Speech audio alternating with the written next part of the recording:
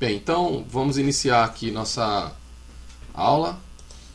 O que eu separei para a aula de hoje foi alguns pontos que são assim mais destaques, né, sobre os conteúdos, né, que estão sendo ministrados ao longo desse semestre, né, no iniciozinho da disciplina em particular, certo? Então, teve algumas questões aí sobre conjuntos numéricos que eu acho que vale a pena serem destacadas, ok? Então eu vou mostrar aqui, vou iniciar aqui com esse gráfico, né, que está no material e caracteriza aí os conjuntos numéricos. Então nós temos aqui o conjunto dos números naturais, né, que dão aquela ideia de contagem, a ampliação desse conjunto numérico com os números negativos, que são os números inteiros. O conjunto dos números inteiros contém o conjunto dos números naturais, e aí vem as frações de inteiros, né, que essas frações podem ser redutíveis a uma forma não simplificável. E aí a gente tem os conjuntos o conjunto dos números racionais, e a disjunção desse conjunto é o conjunto dos números irracionais. Então aqui nesse conjunto eu tenho o número π, eu tenho a raiz de 2, certo? Eu tenho o número de Euler, ok? Aqui nesse conjunto aqui eu tenho o número 2, que é o número natural, certo? Eu vou ter aqui o número menos 2, que é um número inteiro, que não é natural. Deixa eu colocar aqui a espessura um pouco mais fina. No conjunto dos números racionais aqui nós vamos ter aqui, por exemplo, o número 1/2, certo? Que é um número racional, mas não é inteiro nem natural, ok? Então essas são as questões aqui que eu levanto, né? E aí nos fóruns, o que a gente discutiu lá nos fóruns, né? Em contabilidade, quais são os conjuntos numéricos mais presentes, né? Então, o conjunto numérico mais presente em contabilidade é o conjunto dos números racionais, né? Na prática, as planilhas, todos os dados que a gente vê, né, envolvem frações ou decimais que são redutíveis a frações, né, se transformam em frações. E esses números são números racionais, certo? Então, o conjunto dos números irracionais pode vir a aparecer, por exemplo, num modelo de capitalização composta. Isso foi destacado lá no fórum, né? Onde você tem aqui uma função exponencial, né, em que o capital cresce exponencialmente com o tempo, de acordo com a taxa da aplicação, taxa de rendimento da aplicação, certo? E aí nós temos sim a presença, né, pelo menos do ponto de vista teórico, né, do modelo de capitalização contínua o número de Euler, né? Esse número de Euler acho que é 2, deixa eu só confirmar aqui. Então esse número de Euler é aproximadamente, né, 2,71. Uma aproximação grosseira dele, tá certo? Mas é um número irracional, tá certo? Bem, uma questão aqui que foi levantada também por um estudante é a questão de raiz quadrada de número negativo, né? Bem, isso aqui, nessa disciplina, nós vamos trabalhar com o conjunto dos números reais. Esse conjunto aqui é o conjunto dos números reais. No conjunto dos números reais, não faz sentido tirar a raiz quadrada de número negativo. Isso aqui a gente vai cair num outro conjunto, né, que é uma disjunção, né, desse conjunto com o conjunto R, que é o conjunto dos números complexos. Então, raiz quadrada de menos 25 a gente vai esquecer isso aqui, tá certo? Então, do ponto de vista do conjunto dos números reais, raiz quadrada de número negativo não é um número real, tá certo? Bem, então só vamos continuar aqui a nossa linha de raciocínio, né? E eu vou pegar uma ilustração aqui, eu vou pegar alguns conjuntos e vamos operar esses conjuntos para a gente entender, né? Então, conjunto A, conjunto B,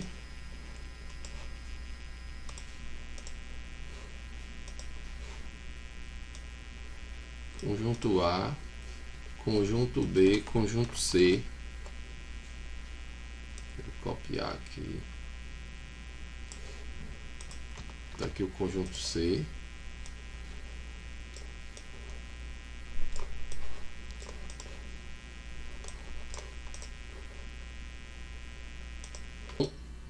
Considerando esses três conjuntos aqui, né, o conjunto A, e contém aqui os números naturais 2, 4, 6, 8, 10 e 12. O conjunto B, que contém os números naturais 1, 4, 9 e 16. O conjunto C, que contém os números naturais 2 e 10. Bem, então, estamos com esses três conjuntos. É mais para a gente entender o processo de operação entre conjuntos, tá? Talvez isso não tenha sido explorado muito nos vídeos, mas basicamente eu vou colocar aqui as operações principais, né, para que a gente possa entender, né, o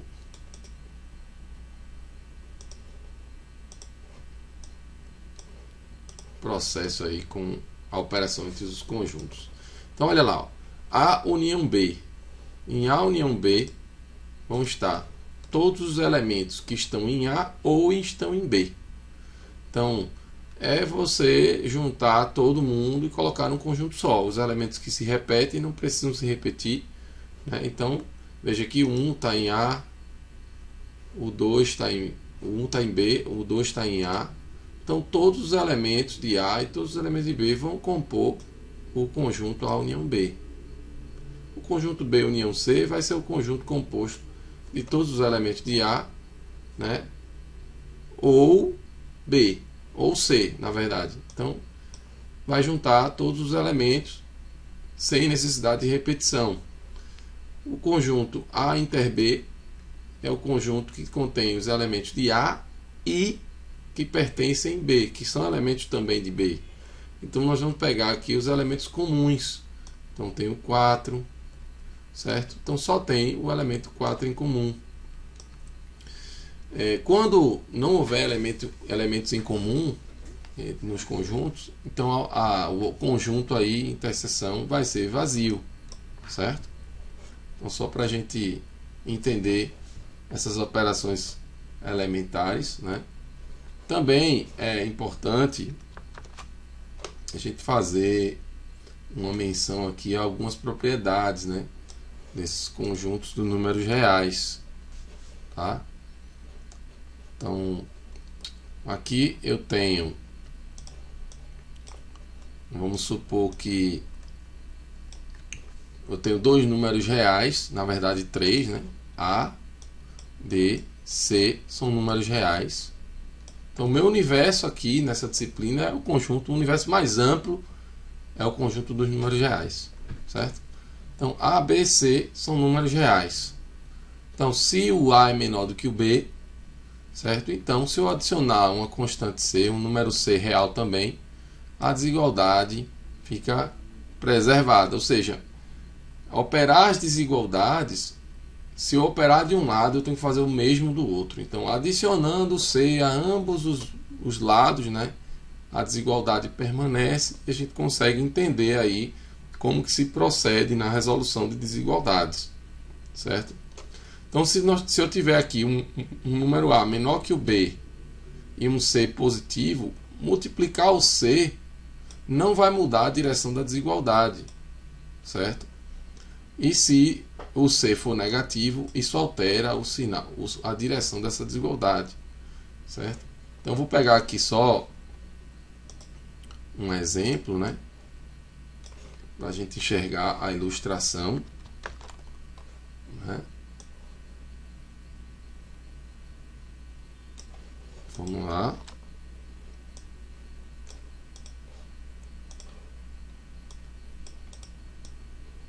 Então olha só, x é menor que y, né? Então ó, o x mais o 4 vai ser menor que o y mais o 4.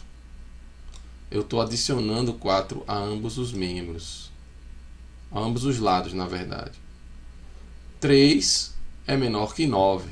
Adicionar 4 à esquerda vai fazer com que o número adicionado a 9, o 4 adicionado ao 9, também preserve a desigualdade, certo? Então, isso é equivalente a dizer que 7, que é 4 mais 3, é menor que 13, que é 9 mais 4. Se o objetivo for subtrair, né, então a subtração também preserva a orientação da desigualdade. Então, o x menos 11 menor que o y menos 11. Então, se eu começo com 3 menor que 9, que 3... Então, o conjunto dos números reais é sempre bom lembrar. Ele estabelece essa relação de ordem, né? Então, é justamente por isso que eu tenho essas propriedades. Então, o 3 é menor do que o 9. Então, 3 menos 11 é menor que 9 menos 11. Ou seja, o menos 8 é menor que o menos 2. Certo? Isso aí são propriedades que são advindas, né, da relação de ordem que existe aí no conjunto dos números reais. Vou pegar mais um exemplo aqui, certo? Então, olha só aqui, por exemplo, o x é menor que o y. Então, olha só, vou multiplicar por 7. 7x menor do que 7y. Observe que 7 é um número positivo, não vai mudar a orientação da desigualdade. Então, 5 é menor que 8. Logo, 7 vezes 5 vai ser menor do que 7 vezes 8. Certo? Então, 35 menor que 56. Agora, vamos fazer a multiplicação considerando um número negativo, né? Um número negativo agora. Então, se o número for negativo, é preciso prestar atenção porque a orientação da desigualdade vai mudar. Então, 4 menor que 6, vamos multiplicar aqui por menos 3, certo? Então, 4 vezes menos 3, isso vai dar menos 12. Menos 12, né, vai ser maior do que 6 vezes menos 3, que é menos 18, certo? Então, essas questões aí são propriedades, né, que são advindas da relação de ordem com os números reais. Aqui o conjunto mais amplo, eu repito, nosso conjunto mais amplo é o conjunto dos números reais. Então, na maioria das vezes, nós vamos estar operando conjuntos, números reais. E aí, se for racional, inteiro, está tudo dentro desse conjunto. Então, poucas vezes vai aparecer o conjunto dos números irracionais, né? Vai aparecer número irracional aqui para a gente. Mas, enfim, no geral, vai ser essa a nosso foco, né? No conjunto numérico mais amplo, o conjunto de números reais. Acho que aqui a maioria vai ser conjunto no racional, né? Então, dentro do conjunto dos números racionais, a gente pode estabelecer uma correspondência biunívoca com pontos, né? Pontos de uma reta, certo? Então, eu consigo colocar, certo, um objeto geométrico que vai estar correspondendo a os elementos desse conjunto numérico, que é o conjunto dos números reais, certo? Então, o 7, se eu orientar aqui o 0 tem um lugar dele na reta, certo? O menos 2 tem o lugar dele aqui, o 2 que é simétrico ao 2. Então veja, aqui já é um número inteiro, aqui um número natural, aqui uma fração de inteiros, né, 9 quartos, ela é irredutível, não dá para simplificar.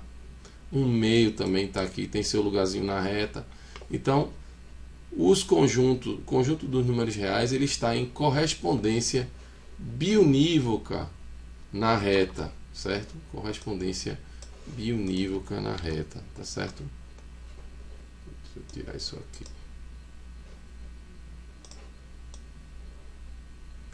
Correspondência biunívoca.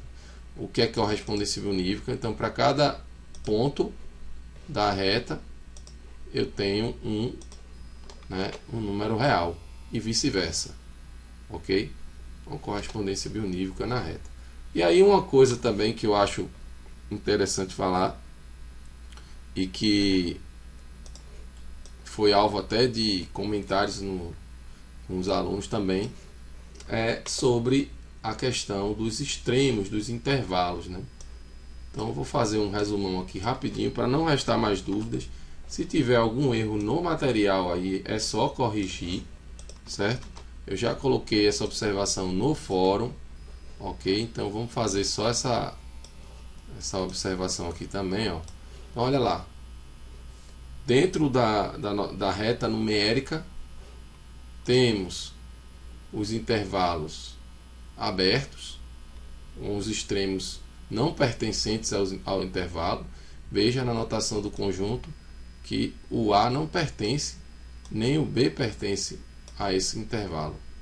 Então a gente usa essa notaçãozinha aqui, ó, A, B aberto, aqui A, B fechado em ambos. Veja que o A e o B ambos pertencem a esse intervalo, ok? E aqui um intervalo semiaberto à esquerda, onde o A não pertence ao intervalo, ao conjunto, e o B pertence ao conjunto, né? Tem uma outra situação também que eu posso colocar aqui, que é justamente os intervalos semiabertos à direita, ok? Deixa eu colocar isso aqui para não confundir. Então aqui também observe que o A, ele nesse caso aqui pertence ao conjunto, enquanto que o B não pertence ao conjunto. Então tem essas formas de se representar os intervalos: intervalo aberto, fechado, semiaberto à esquerda, semiaberto à direita. Então não restam dúvidas sobre a representação. Se tiver alguma coisa divergindo dessa anotação aqui no material, é só corrigir, tá certo? Me aponta no fórum lá, já tem alguns alunos observaram isso aí, e é só fazer a correção, perfeito? E aí também eu posso olhar esses intervalos, né, no sentido aí, pensando nos extremos infinitos, certo? Então, ó, A aberto em A, aberto, o infinito é inalcançável, vamos pensar assim, né? Então, sempre aberto no infinito. Então, o x é maior do que o A aqui, mas o x não pode ser A, porque está aberto no A, tá certo? Aqui o x é menor do que o B, porque vem de menos infinito, aberto no menos infinito, até o B, mas não chega no B. O B não pertence a esse intervalo, a esse conjunto, né? Que eu não vou nem chamar de intervalo mais, tá certo? Aqui, ó, o x é maior ou igual a A. Então, nesse caso, o A pertence a esse conjunto. O x é menor ou igual que o B pertence ao conjunto. E o conjunto dos números reais, ele está representado aqui, né, por essa notação aqui, aberto no menos infinito, aberto no mais infinito. Então, é toda reta, né? Então, quando vocês forem analisar assim, do ponto de vista o conjunto mais amplo aí, que a gente conhece aqui para essa disciplina, o conjunto dos números reais é o conjunto que vai de menos infinito até mais infinito, perfeito? Da mesma forma que nós temos a reta numérica, também nós temos o plano cartesiano, né? O plano cartesiano, né, é o plano que vai estar em correspondência bionívoca, né, com pares ordenados, certo? Então, cada ponto nesse plano vai representar um par ordenado de números reais, certo? Para que serve o plano cartesiano? Nós vamos pensar aqui graficamente. Os gráficos de funções vão ser todos traçados no plano cartesiano. Então aqui, por exemplo, eu posso ligar esses pontos e gerar aqui um gráfico de uma função, certo? E isso aqui vai ter a sua representação do plano bidimensional, tá? Então aí os quadrantes, né, são conhecidos, né? Os quadrantes ímpares, que é o primeiro e o terceiro quadrante, os quadrantes pares, né, que é o segundo e o quarto quadrante. E aí tem, muitas vezes se fala bissetriz dos quadrantes ímpares. Então a reta bissetriz ela divide aqui, ó, no 45 graus. Isso aqui não está bonito para ser uma reta não, mas enfim. Então se utiliza a notação dos quadrantes também, tá certo? Então vamos a mais um exemplo aqui. Vou pegar aqui o exemplo, certo? Encontrar na reta numérica o conjunto solução dessa desigualdade, né? Então o que a gente precisa fazer aqui para entender o processo de resolução da desigualdade? Nós vamos usar as propriedades dos números reais. Propriedade dos números reais. Então, o que eu preciso para deixar o x aparecendo aqui, né? Então, uma das coisas que precisa ser feita é, né, separar os números da parte algébrica, né, da inequação. Então você escolhe um lado e nesse caso aqui você vai começar a operar. Então se você quiser tirar esse 2 daqui, é só subtrair 2 de ambos os lados. Se quiser tirar esse 8 daqui, é só subtrair 8 de ambos os lados. Então se quiser deixar x aqui, é só subtrair 2x de ambos os lados. E assim a coisa vai avançando, né? Então eu vou colocar aqui só os passos da solução, o passo a passo. E vamos lá. Então nesse caso, ó, eu comecei com a inequação 2 mais 3x menor do que 5x mais 8. E aí subtrair 2 de ambos os lados. 2 mais 3x menos 2 menor que 5x mais 8 menos 2. Então, nesse caso aqui, ó, esse 2 com esse simplifica. Isso vai dar 0, que é o elemento neutro da adição. E aí, esse 8 se junta a esse menos 2 aqui, virando 6.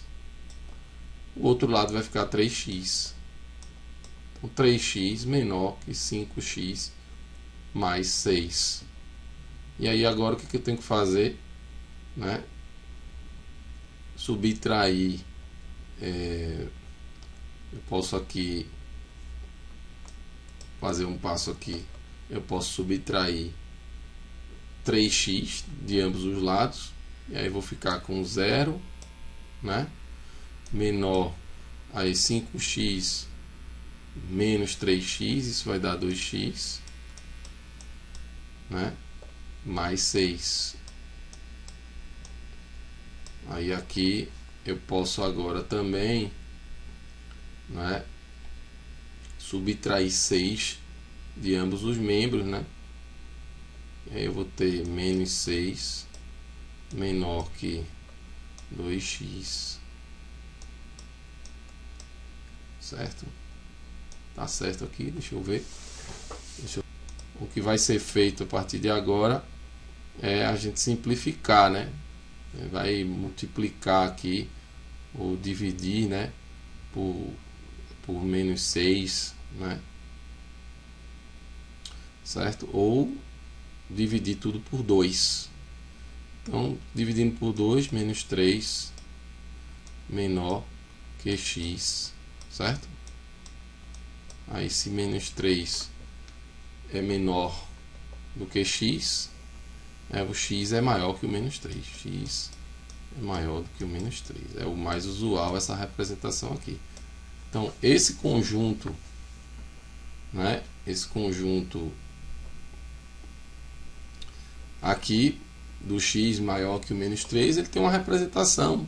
Ele tem uma representação de intervalar, aberto no menos 3, né? Aberto no mais infinito, certo? Ou até mesmo a gente pode escrever assim: x tal que o x é maior que menos 3. Aí o x é real aqui, né? Pode colocar x em R, certo? Ou até mesmo uma representação geométrica, porque esses números estão em correspondência bionívoca com uma parte da reta real, né? Então tem que pegar o menos 3 aqui e até o mais infinito, aberto no menos 3, tá certo? Ou bola aberta no menos 3 mais infinito, tá certo? São representações desse conjunto numérico. Então vamos a outro exemplo. Encontrar conjunto de solução dessa desigualdade, né? X sobre x menos 3 menor que 4, tá certo? Então o que a gente precisa entender aqui, né? Que tem dois casos. Pode acontecer duas coisas aqui nessa desigualdade, né? O x menos 3 ser um número positivo, e aí a gente segue por um caminho, ou o x menos o 3 ser o número negativo, certo? E aí a gente segue o outro caminho. Então, se esse número aqui, x menos 3, for um número positivo, né, eu posso multiplicar ambos os membros por x menos 3, e aí x, né, vai ser menor do que x menos 3 vezes 4, certo? Vezes 4. E aí eu posso fazer aqui o x menor do que 4x menos 12, né? E isso vai virar, né, uma desigualdade onde um polinômio que vai aparecer vai ser um polinômio de grau 1. Então aqui eu posso colocar, ó, passo o 4 para lá, menos 3x menor do que menos 12, multiplica por menos 1 ambos os membros, e no final vou simplificar também por o menos 3, né? Posso simplificar aqui por menos 3, então o x, aí veja, eu estou dividindo por menos 3, isso vai mudar a orientação da desigualdade, então o x maior que 4. Se x é maior que 4, vou fazer a representação aqui, conjunto, né? O 4 aberto mais infinito, certo?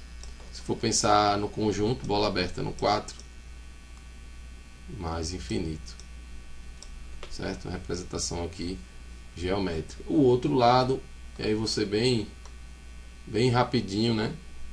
É só para a gente entender. O outro lado eu vou multiplicar por um número negativo, então vai inverter a desigualdade, tá certo? Vai inverter a desigualdade. Então o x vai ser menor que o 4x menos o 12, né? Vai ser menor que, porque eu vou ter que inverter. Aliás, desculpa, inverter é justamente colocar inverter aqui é justamente colocar o contrário, né? E aqui a desigualdade original aqui é menor que 4. Então, se o x, aqui é o caso 1 e aqui é o caso 2. Então, x menos 3 menor que 0, o x é maior que 4x menos 12. Isso vai dar o x menor do que o 4. Aí veja que a solução desse conjunto inequação, né? A solução dessa inequação é um caso ou o outro, ou, né? Ou a união, né, dos conjuntos. Então, eu vou pegar todos os elementos desse primeiro conjunto, né, que é do 4 em diante, e vou unir com todos os elementos, né, do conjunto que vai de menos infinito até o 4, certo?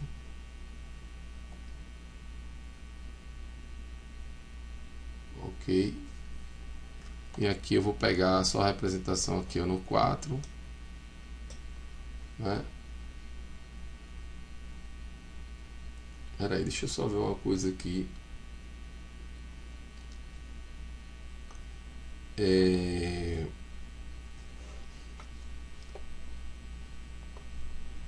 Tem um detalhe aqui nesse outro lado, né? Porque o x ele é menor que 4, mas ao mesmo tempo, né, ele aqui também é menor, né? Aqui eu tenho que o x é menor que 3. Menor que 3, né? Então o x é menor que 4 e ao mesmo tempo aqui ele é menor do que 3, né? Então tem uma questão aqui adicional, né? Questão adicional aqui que eu não notei. E aqui o x é maior que 3. Aqui, né? Aqui o x é maior que 3. X é maior que 3. E também o x é maior que 4, né? X é maior que 4. Aqui x é maior que 3. Aqui, então, esse primeiro caso, se x é maior que 3, então, a inequação, né? Então, se x é maior que 3, ele vai ter que ser maior que 3 e, ao mesmo tempo, também ser maior que o 4. Então, vamos corrigir isso aqui. Eu acabei passando batida essa informação. Vou corrigir aqui, tá? Então, olha, no primeiro caso, eu tenho que o x é maior que 3, mas a desigualdade tem que acontecer.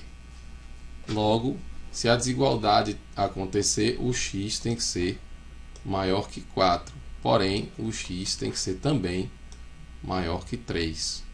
Então, vamos entender aqui esse conjunto, né? Nós vamos pegar aqui o 3 em diante, bola aberta, e vamos também intersectar isso com o do 4 em diante, bola aberta também. O 4 está aqui, ó. Vou pegar o 4. Peraí, desculpa aqui, o 4. Do 4 em diante, certo? A interseção desses conjuntos é justamente o x ser maior que o 4, tá certo? Então, x aqui é maior que 4 e aqui o x é maior que o 3. Daí, né, o que nós temos que fazer? Intersectar isso. Então, a interseção dos conjuntos tem que ser todo elemento de um e também ser elemento do outro, né? Então, a interseção desses dois conjuntos, né, vai ser o x maior do que o 4, ok? Aí, olhando o outro lado, o outro caso aqui, ó, que o x tem que ser menor do que 3 e o x tem que ser menor do que 4, porque a desigualdade tem que acontecer. Então vamos lá agora, o x é menor do que o 3, vou colocar o 3 aqui e vou seguir aqui com a orientação para a esquerda, indo para o menos infinito. E o 4, né, o 4 estaria para cá, à direita do 3, pela relação de ordem, né, dos números reais. Então o 4 está aqui. Eu agora vou fazer x menor do que 4. E aí a interseção entre esses dois conjuntos, que essas coisas têm que acontecer ao mesmo tempo, né, vai dar o x menor do que o 3. O conjunto solução, então, né, o conjunto solução da inequação vai reunir o conjunto x maior que 4 com o conjunto x menor do que 3, certo? Então, a reunião do conjunto x maior do que 4, ou seja, 4 mais infinito, união com menos infinito, 3, certo? Olhando isso aqui geometricamente, eu vou colocar aqui agora do 4 em diante, né? Vou pegar a reta numérica, vou olhar o 4 aqui, do 4 em diante sem incluir o 4, certo? E do 3 para a esquerda. O 3 está aqui à esquerda. Aí é só colocar bola aberta, né? Bola aberta aqui no 4, bola aberta aqui no 3. Essa é a representação geométrica, né, desse conjunto, tá certo? Tenho aqui agora essa equação modular. Veja, essa equação modular aqui, o que a gente precisa observar? Se o módulo de um número, o que tem aqui dentro é um número real. Ele está escrito em termos de x, mas isso é um número real, certo? 3x mais 2. Se o módulo de um número é igual a 5, só tem duas possibilidades para esse número. Ou ele é 5 ou ele é menos 5. Porque o módulo é a distância à origem, certo? Então, quais são os dois números cuja distância à origem dá 5? É o 5 ou o menos 5, certo? Então, o módulo é a distância à origem, ok? Então, só tem dois caminhos aqui para esse 3x menos 2. Ou ele vai ser 5, ou ele vai ser menos 5. Então, 3x mais 2 igual a 5. E aqui é igual mesmo, porque, olha, não é mais desigualdade. 3x mais 2 igual a 5, ou 3x mais 2 igual a menos 5. Certo? Deixa eu tirar, melhorar um pouquinho a... E aí, se eu vou resolver primeiro o lado esquerdo, certo? O lado esquerdo. Então, olha lá, vou fazer as operações implicitamente aqui, né, de forma direta.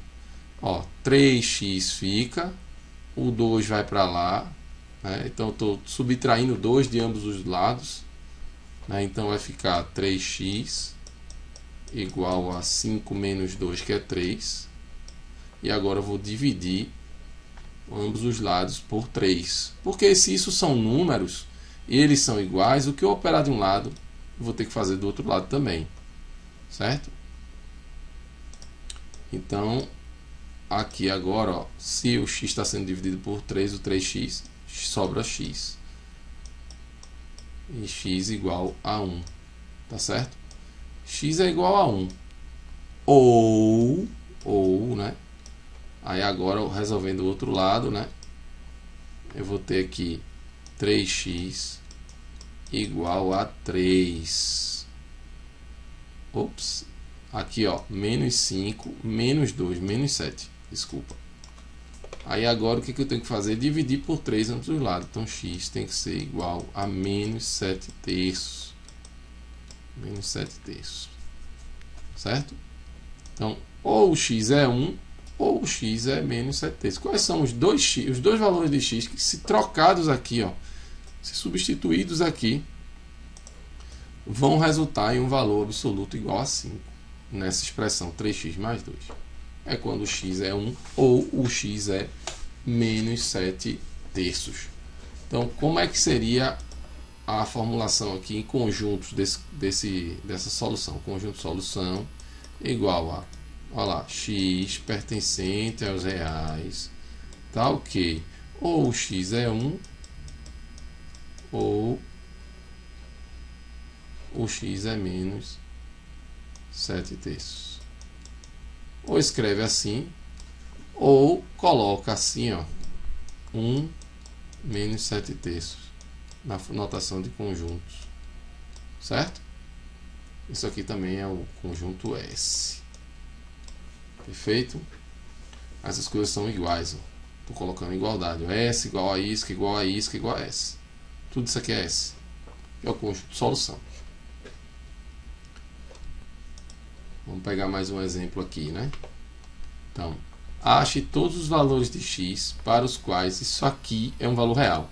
Aí eu me lembro, né, da pergunta que é feita lá no fórum, né, sobre a questão de raiz quadrada de número negativo. Nos números reais isso não pode acontecer, tá certo? Então o que a gente tem que ter, né, nós temos que ter a seguinte desigualdade aqui, né? O x ao quadrado mais 7x mais 12, isso tem que ser maior ou igual que 0, certo? Essa regra aqui é uma regra que equivale a isso aqui ser um elemento de R. Esse número aqui, ó, ser um elemento de R. Bem, aí o que a gente vai fazer para resolver essa inequação aqui agora, né? Primeiro, aparece um polinômio de grau 2 aqui à esquerda. Eu quero saber aonde esse polinômio é maior ou igual que 0. Se a gente olhasse isso do ponto de vista lá de uma parábola, eu queria saber em quais elementos de x essa parábola está com o gráfico acima, né, do eixo, na parte positiva, né, do eixo y. Mas assim, olhando do ponto de vista algébrico aqui, que é o que a gente está fazendo, eu vou fazer o seguinte, ó, coeficiente dominante aqui do x ao quadrado é 1, né? Isso aqui é uma mão na luva para a gente fazer a seguinte pergunta: quais os dois números cuja soma dá menos 7 e o produto dá 12? Certo? Aliás, a soma dá 7 e o produto dá 12. Quais os dois números cuja soma dá 7 e o produto dá 12? É isso? Não. A pergunta não é essa, não. A pergunta é: quais são os dois números cuja soma dá menos 7 e o produto dá 12? Certo? É assim, troca o sinal, né? Troca o sinal. Então, quais são os dois números cuja soma dá menos 7 e o produto dá 12? Alguém consegue responder aí? Vamos lá. A soma tem que dar menos 7. Então, eu vou pegar menos 4 e menos 3. A soma dá menos 7 e o produto dá 12. Então, agora eu vou escrever esse polinômio na forma fatorada, colocando as suas raízes, porque menos 4 e menos 3 são as raízes desse polinômio de grau 2. Então, ó, x menos a raiz, x menos a raiz. menos menos 4 mais 4, vezes x menos a raiz, x menos menos 3, x mais 3. Pronto, agora eu quero saber aonde isso aqui é maior ou igual que zero. Bem, aí você vai olhar para esse produto e vai dizer, isso é positivo quando ambos os fatores são positivos ou ambos os fatores são negativos, tá certo? Essa é a regra. Então teriam dois casos. A gente pode fazer um truquezinho aqui para resolver isso rapidamente, olhando, por exemplo, a reta numérica, identificando as raízes, né, que é o menos 3 e o menos 4, certo? Desculpa, menos 3 e o menos 4. E olhando o sinal do termo de maior grau aqui, que é positivo. Então, ó, positivo, passa pela raiz, troca o sinal, passa pela raiz, troca o sinal. Imagina que isso aqui é uma parábola com a concavidade voltada para cima, e ela vai ser, né, quando a parábola passa pela raiz, se a parábola passar pela raiz, ela troca o sinal da função, né? Certo? Olhando aqui no cantinho, ó, certo? Então é o que está acontecendo aqui. Então aí eu quero saber onde isso é positivo ou nulo. Então eu vou marcar a bola fechada, né, no menos 3 e no 4 e no menos 4, porque esses números eles entram aqui nessa solução, né, nesse conjunto de solução, e vou ver onde está positivo. Então vai ser, ó, extra raízes, extra raízes, certo? Extra raízes. Esse conjunto aqui vai dar, vou representar ele assim, né? Menos infinito, menos 4, união do menos 3, aí veja, eu tenho que incluir o 4, né, porque bola fechada aqui, né, união do 3, do menos 3, né, até mais infinito. E aí esse conjunto aqui é o conjunto solução, certo? Que está representado aqui graficamente também, tá certo?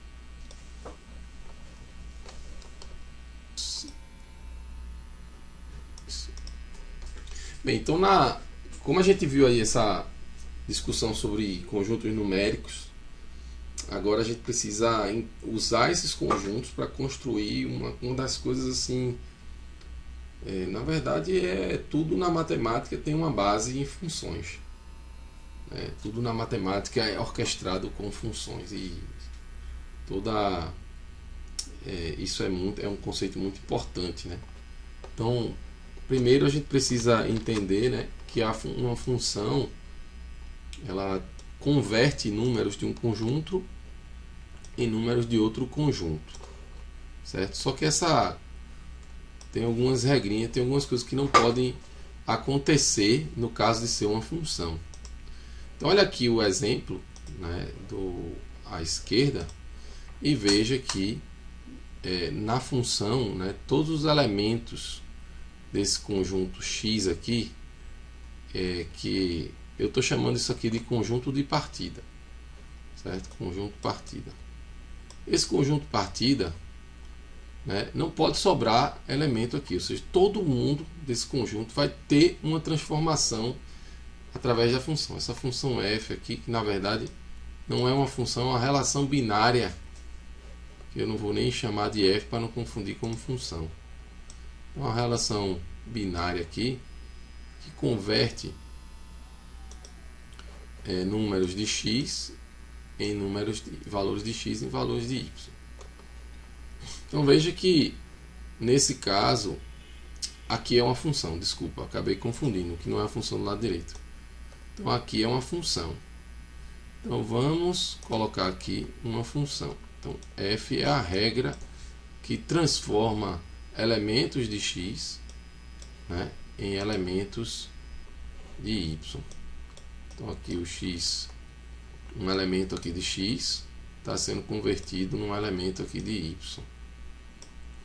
A regra em função é o seguinte: o conjunto partida tem que ser o conjunto que não vai sobrar elementos no conjunto partida, ou seja, o domínio é o conjunto dos elementos que são ligados a alguém no conjunto chegada, que é o conjunto Y, certo? Então aqui, ó, todo mundo desse conjunto está ligado a alguém do outro lado, certo? Esse conjunto aqui é conjunto chegada, conjunto de chegada, certo? E aqui o conjunto partida. Conjunto partida não pode sobrar elementos. Conjunto chegada pode sobrar elementos. Mas o conjunto partida, um elemento do conjunto, ou seja, o conjunto partida está todo mundo ligado. E todo mundo que está ligado a um elemento do outro lado é o que se define de conjunto domínio. Conjunto domínio, tá certo? Conjunto domínio. Então, o domínio vai ser igual ao conjunto partida no caso de uma função. E o conjunto imagem é o conjunto dos elementos do conjunto chegada que estão ligados a alguém no conjunto domínio. Então isso aqui é o que a gente chama de imagem. Não sei se vocês estão percebendo, na ilustração aqui, o conjunto imagem está sendo todo mundo aqui, ou seja, o conjunto imagem está sendo igual ao conjunto chegada. Mas podia não ser. E aqui, por exemplo, podia não ser todo o conjunto partida, tá certo?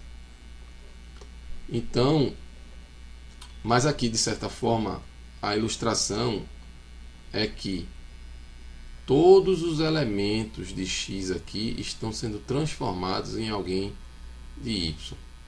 Então, esse conjunto X é o conjunto partida e é o domínio.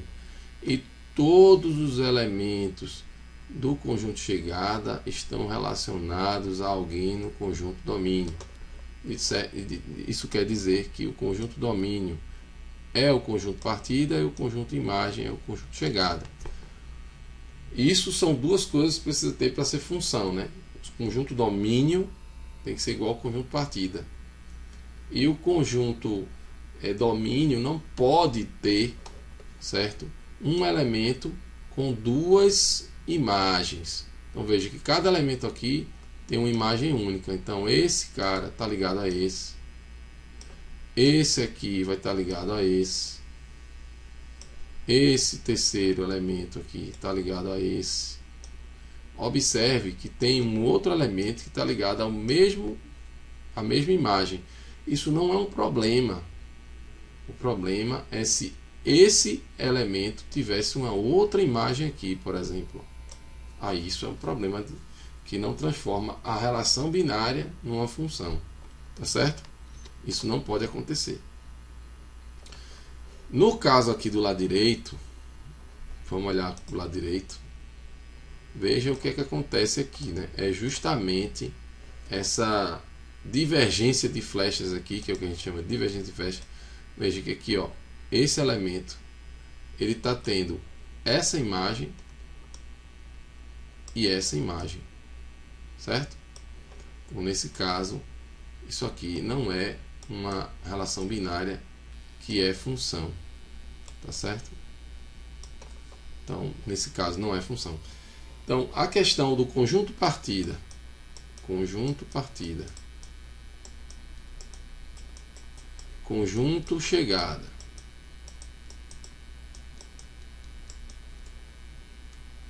certo? Conjunto partida, conjunto chegada. Então, numa função, conjunto partida tem que ser o domínio. O conjunto chegada pode ser mais amplo do que o conjunto imagem, certo? Então, ele vai conter o conjunto imagem, certo? Pode ser até igual, mas o conjunto partida tem que ser o domínio. E nós não vai ser permitido numa função haver a divergência de flechas. A gente pode ter convergência de flechas, mas não divergência. Tá certo? Quando eu falo convergência de flechas, eu estou querendo dizer que tem um elemento de domínio, dois elementos de domínio, nesse caso aqui, ó, esses dois elementos de domínio, que vão possuir uma mesma imagem. Isso não é nenhum problema no conceito de função, tá certo? Bem, isso aqui, olhando os diagraminhas de Venn, né, essas coisinhas bem descritivas, assim, ilustrativas. Mas aí, ó, graficamente, como é que a gente pode ver o gráfico, a questão de ser função ou não graficamente, né? Então vamos olhar aqui esses gráficos.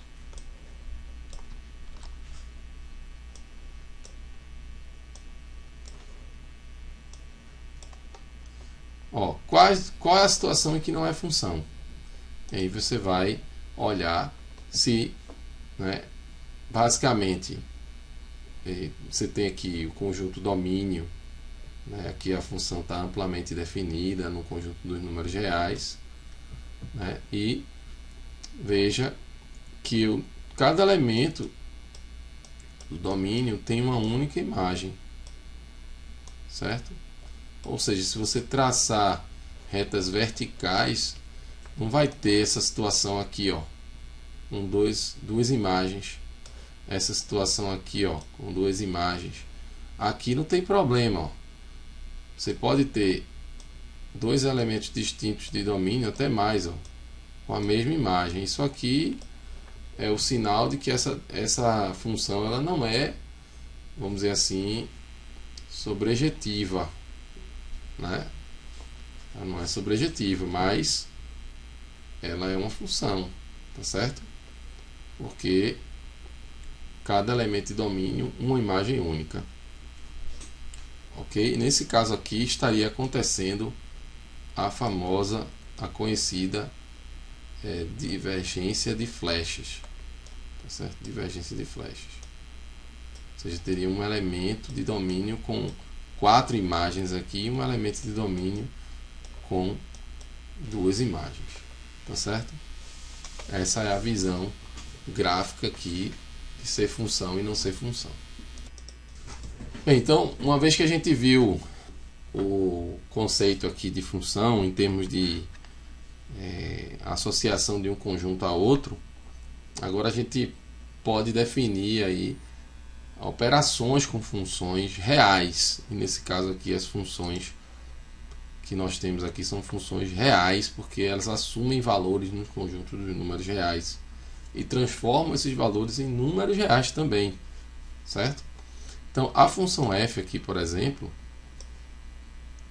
essa função f, ela é uma função que vai pegar um número dentro do conjunto dos números reais, mas não, esse número tem que ser o quê? Esse número que ele tem que ter, eu tenho que conseguir tirar a raiz quadrada de x mais 1. Então o x mais 1 tem que ser maior ou igual a zero, o que significa que o x é maior ou igual que menos 1. Então o conjunto domínio de f vai ser o conjunto, né, aberto, fechado em menos 1 e indo para mais infinito, aberto e mais infinito. Essa função está definida e vai levar esses valores em números reais, mas esse conjunto de números reais vai ser, ele vai conter o conjunto imagem, né, de f, e o conjunto imagem de f nesse caso aqui vai ser, né, o conjunto dos reais positivos, certo? Então reais não negativos, né? Então vou colocar mais aqui e não vou excluir o zero, né? Então isso aqui são os reais não negativos.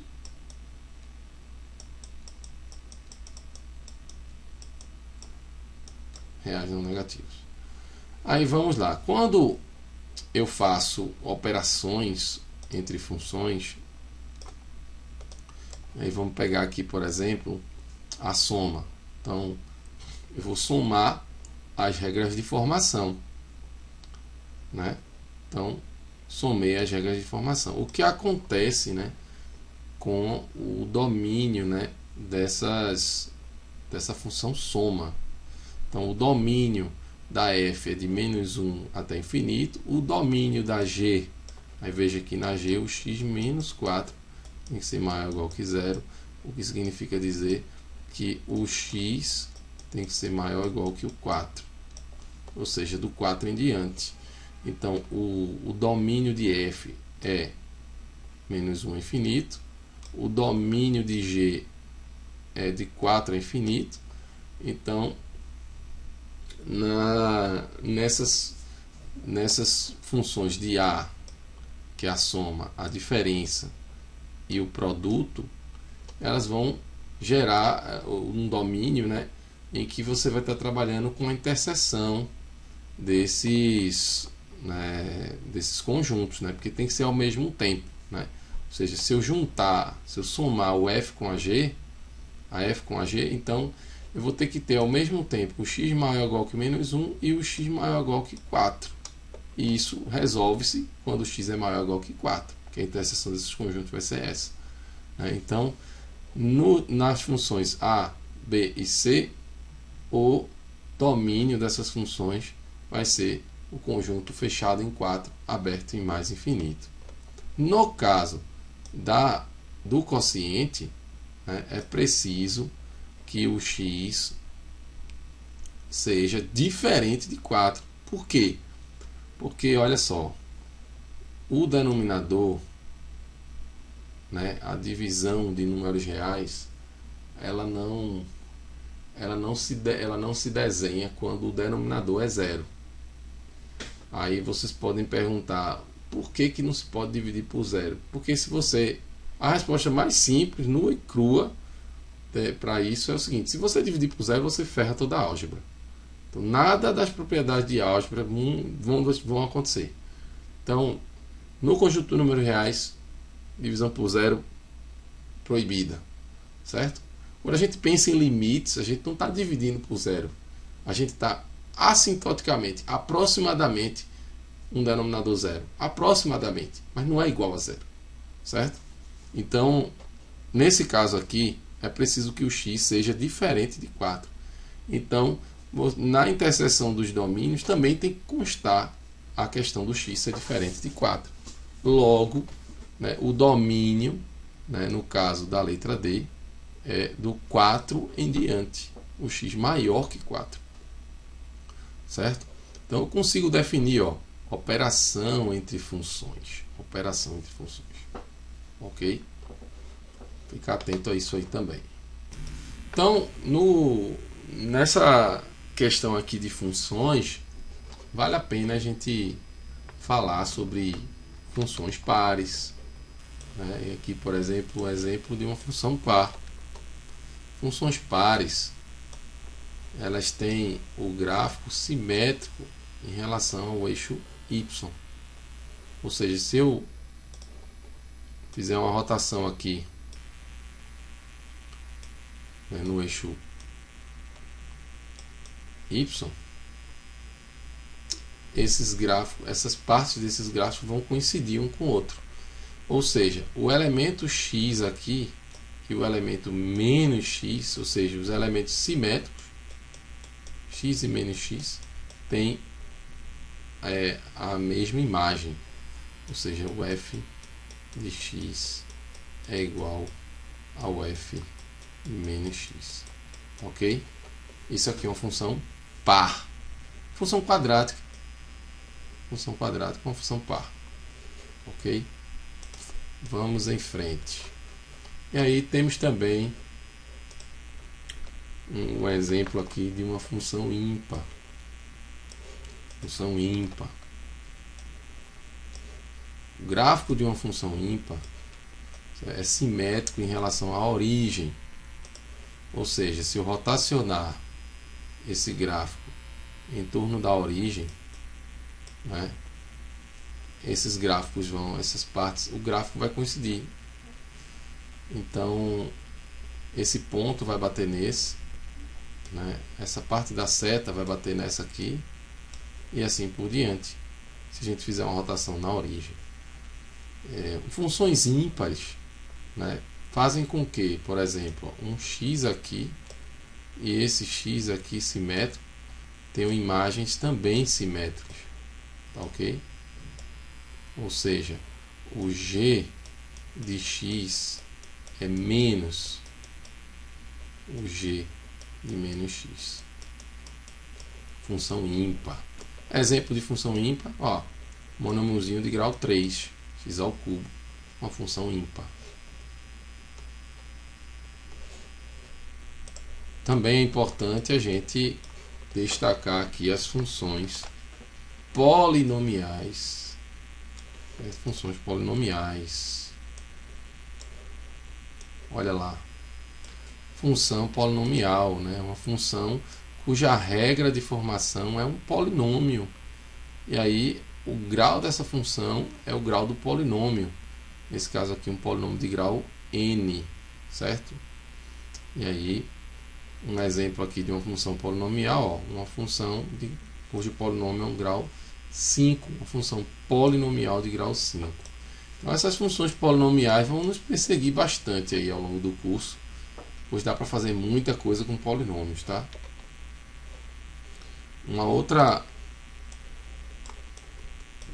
Outro tipo de função que vai aparecer bastante aqui são as conhecidas como funções algébricas. Essas funções algébricas são funções que são obtidas através de operação com regras de outras funções. Então, soma, multiplicação, produto, isso gera funções algébricas. Então, essa regra de formação aqui foi obtida dividindo-se uma função cuja regra seja x2 menos 3x mais 1 ao cubo, certo? É um polinômio de grau 6 aqui, né? 6. E dividindo esse polinômio de grau 6 por uma outra função que é uma raiz quadrada de x à quarta mais 1. E na verdade, essa daqui também foi oriunda da raiz quadrada de uma função polinomial de grau 4, que é a x à quarta mais 1. Então, funções algébricas, né, são funções cujas regras são obtidas operando algebricamente regras de outras funções, tá bom?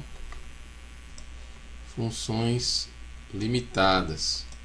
Vejam, os gráficos das funções, olhando graficamente, a gente consegue ver se uma função é limitada ou não. Então, é bem fácil olhando o gráfico. Então, essa função aqui, ela não tem esses limites, né? Isso na imagem, olhando o conjunto imagem.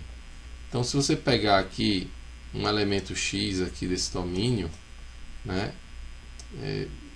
Os elementos de domínio vão formando um conjunto imagem. O conjunto imagem vai ser a projeção, né, desse gráfico no eixo y, tá certo?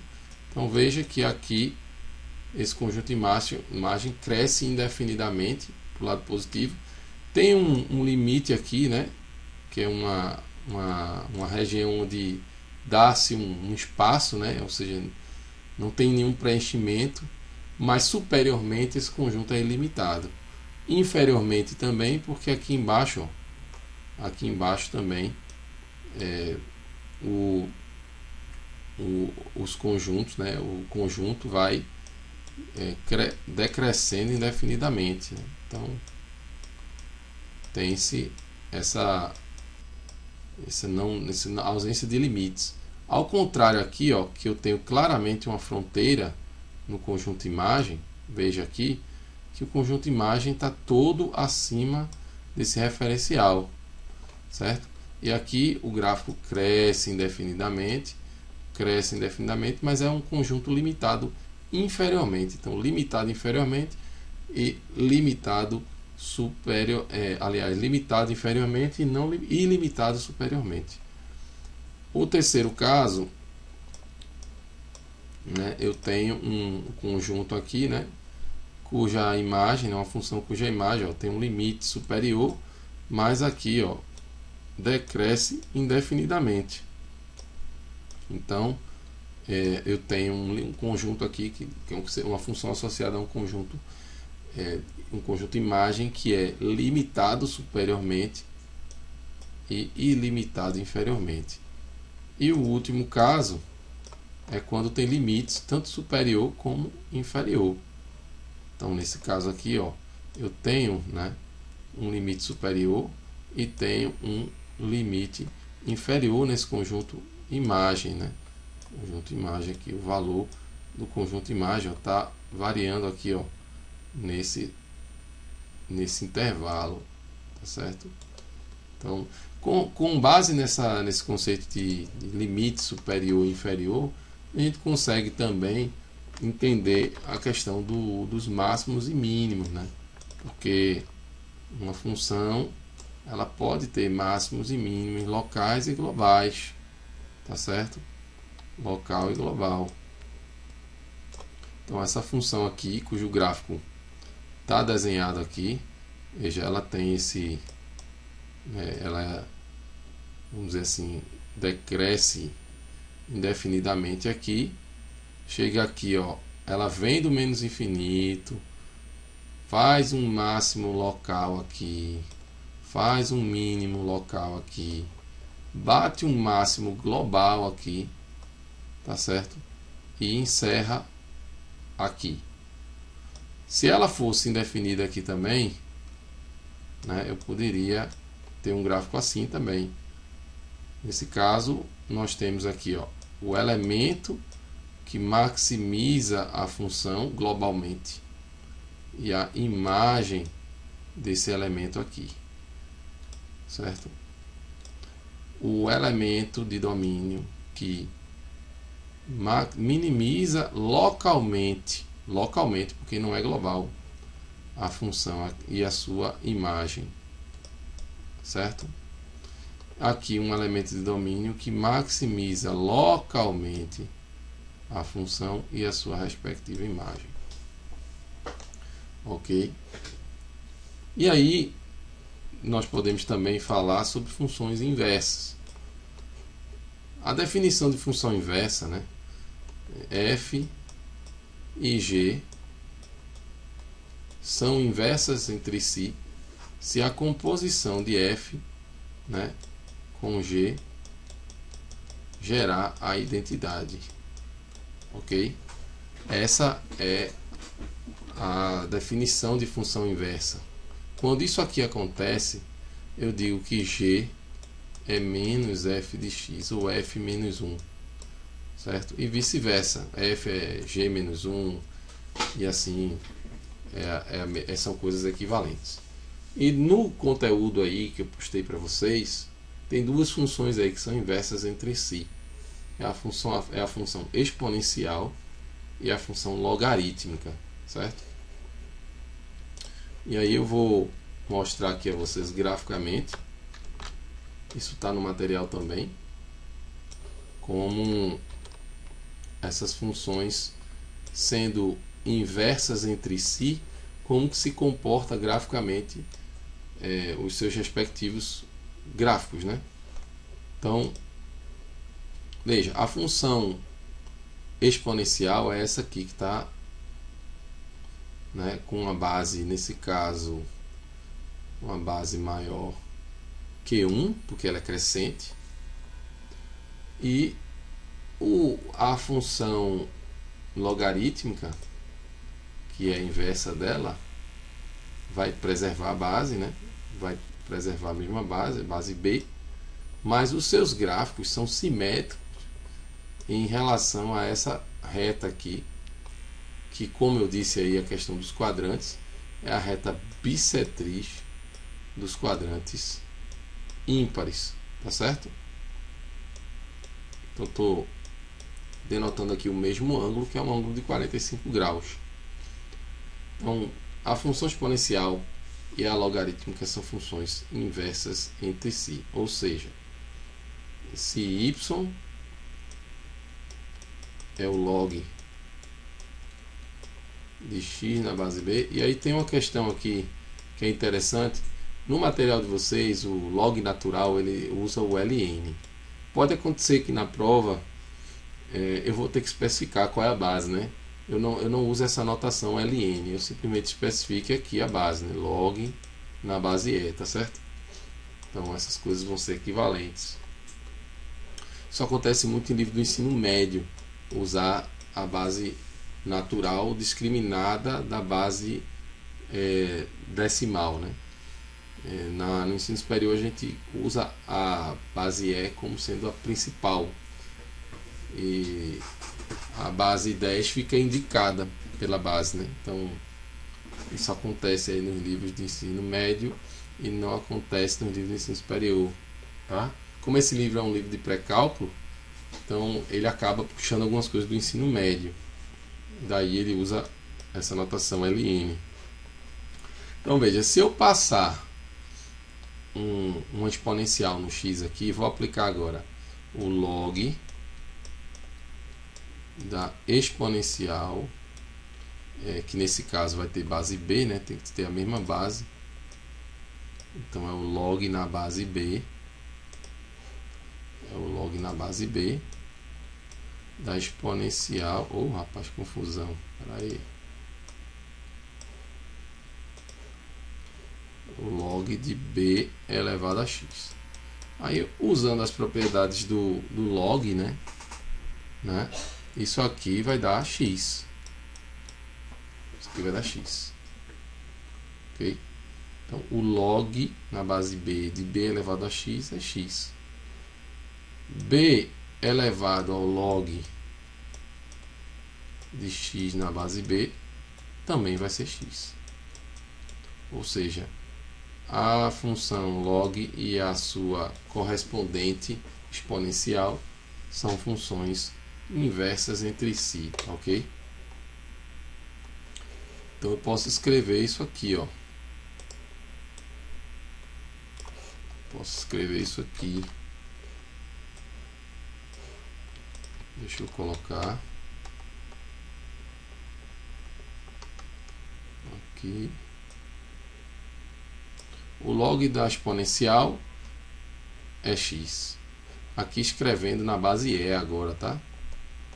Em vez de usar a base B, usei a base E. E indiquei qual é a base. Essa é a questão aí que talvez eu precise fazer na prova de vocês. Porque se eu não indicar qual é a base, pode levar à confusão de que a base seja a base 10. Ok? Então eu vou fazer essa alteração aí na notação, mas eu vou indicar qual é a base, que aí não tem nenhum problema.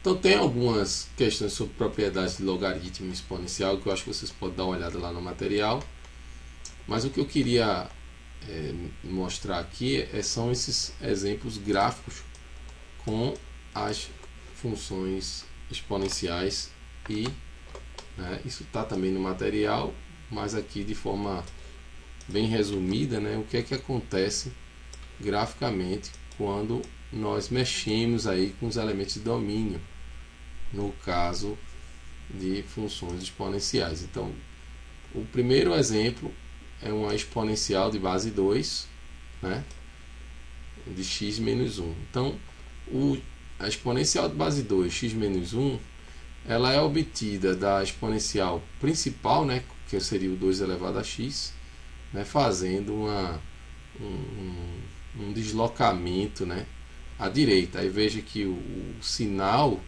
de menos faz com que ele se desloque para a direita, e o sinal de mais vai fazer com que esse deslocamento seja para a esquerda. Então, essa seria a 2 elevado a x,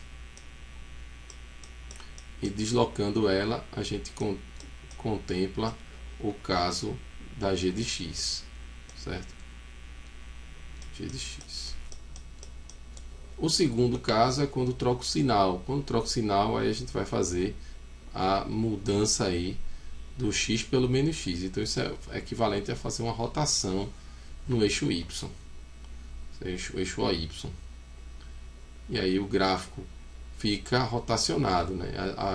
Esses gráficos ficam simétricos em relação ao eixo OY. E o terceiro caso é quando a gente multiplica a exponencial por uma constante. Nesse caso é um fator de inflação, né? Você está fazendo com que a função cresça mais rápido. Isso mesmo sendo por uma constante aqui, mas ela está chutando uma velocidade maior de crescimento para ela, não de forma exponencial, mas através de uma constante. Então o gráfico fica um pouquinho mais achatado, né?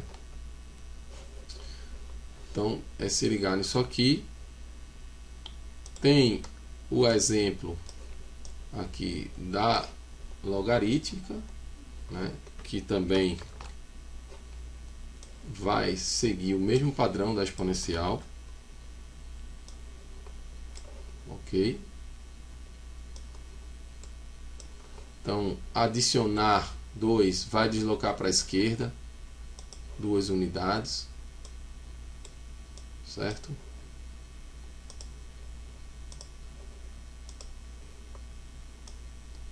Vai fazer esse deslocamento para a esquerda. Aqui eu tenho 3 menos x, que é menos x menos 3. Então, eu vou partir do x, vou deslocar 3 unidades para a direita e vou trocar o x pelo...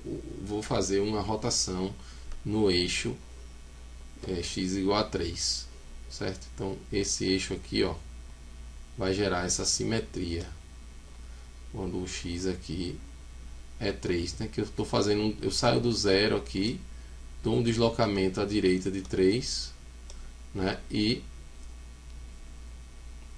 troco o sinal, né? Ou seja, a original é essa, eu vou trocar, aliás, a original é a pontilhada, né? Essa aqui seria a original, que é a log, a curva log. Aí o que a gente vai fazer é deslocar ela para a direita, né, 3 unidades, e fazer a rotação nessa. Aqui nesse caso tem um problema que eu acho que eu errei aqui, porque a função log de x, e aí eu estou considerando na base E aqui, né? Log de x na base E. Isso aqui, quando ele vai ser 0 quando x é 1. Então isso aqui é 1, né? Então se houver um deslocamento de 3 unidades para a direita, eu vou sair do 1 e vou bater no 4. Concorda aqui? Vou bater no 4 aqui. E essa reta que vai ficar no meio, ela vai ser como se fosse um 2,5, né? Então tem essa reflexão aqui nessa reta, né? Então tem que prestar atenção nisso aí. Se pegarmos o caso C, né, onde é só multiplicar o log, o que eu estou fazendo é justamente fazendo com que o log fique uma curva mais larga, né? Eu vou sair da linha pontilhada e vou fazer com que esse log ele vá para zero mais lentamente, né? Ele vai, na verdade, ele tem que o log cresce a taxas decrescentes. Ele não vai para zero, né? Então essa função aqui seria log de x na base E. E essa função aqui seria 3 vezes isso. Então os números vão ser maiores. Os números vão ser maiores. Então esse alargamento vai representar essa multiplicação por 3, né? E deixa eu ver qual é o outro caso. É quando adiciona uma unidade. Quando a gente adiciona uma unidade, o que a gente está fazendo aqui é deslocar para cima o y, todas as imagens de uma unidade.